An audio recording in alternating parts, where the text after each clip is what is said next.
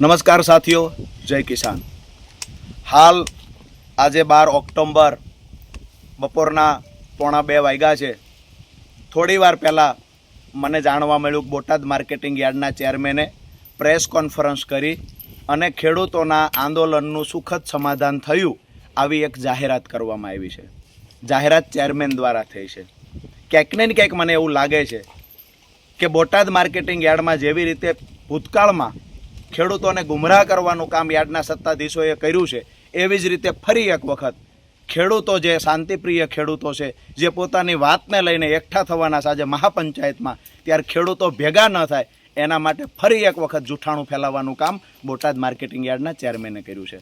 अमारी मुख्य 2 मांगणीओ हती के आ यार्डनी अंदर वेपारीओ हवे कड़दो नहीं करे अने जे हरराजी नक्की थई छे, जे भाव नक्की थया छे ए भावे खेडूतनो तमाम कपास जे ढगलो होय वाहनमां होय आ कपासना जे भाव नक्की थया होय आ बधो कपास वेपारीए लई लेवानो, कड़दो नहीं करवानो। जो वेपारी कड़दो करे एना पर कार्यवाही करशुं आवुं लेखितमां एक લીટીમાં લખીને આપવાનું છે। આ અમારી માંગણી છે। બીજી અમારી માંગણી કે ગુજરાતમાં કોઈ એવું માર્કેટિંગ યાર્ડ નથી કે હરરાજી થઈ ગયા પછી ખેડૂતને કહેવામાં આવે કે તમારા ખર્ચે કપાસ અમારી જગ્યા પર 15 કિલોમીટર 20 કિલોમીટર પહોંચાડી દો। માત્ર બોટાદમાં જ કેમ? આજે કહેવામાં આવ્યું ચેરમેન દ્વારા 6 કિલોમીટર બહાર ક્યાંય પણ કપાસ લઈ જવામાં આવે તો ખર્ચો વેપારી દે છે, 6 કિલોમીટર પણ શા માટે? અને આ વાતનું પણ લેખિતમાં બાહેંધરી આપવા તો ચેરમેન તૈયાર નથી। અમારું ખેડૂતોનું આંદોલન ત્યારે જ પૂરું થશે જ્યારે અમને લોકોને લેખિતમાં બાહેંધરી મળશે।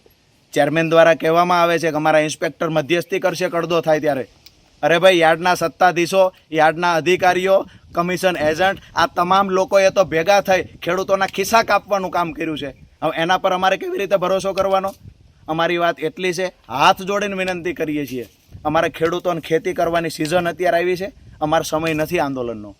હાથ જોડીને કહીએ છીએ કે ખેડૂતોની માંગ પૂરી કરો, લેખિતમાં બાહેંધરી આપો। જ્યાં સુધી લેખિત બાહેંધરી નહીં મળે આજે મહાપંચાયત પણ થશે ને આવનાર દિવસમાં બીજા કાર્યક્રમો પણ થશે।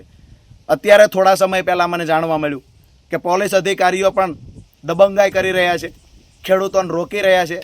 અહીંયા બોટાદ આવતા ખેડૂતોમાં અમુક ખેડૂતો પર લાઠીઓ વરસાવવાનું કામ થયું છે। અધિકારીઓને પણ કહીએ છીએ એટલી બધી ઉતાવળ મેડલ લેવાની ન કરશો। અમે પણ કાયદો ભણ્યા છીએ, અમે પણ અંગૂઠા છાપ નેતા નથી, કોર્ટ કચેરીઓમાં અમે પણ પ્રેક્ટિસ કરી છે। મહેરબાની રાખજો, તમે જે કામ કરો છો એના વિડીયો બને છે, આવનાર સમયમાં હાઈકોર્ટમાં જવાબ આપવાની તૈયારી કરી રાખજો। આભાર, જય કિસાન।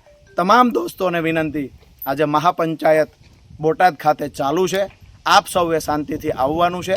કાયદો વ્યવસ્થા ન કથળે એની જવાબદારી પણ આપણા ખેડૂતોની છે। જય કિસાન।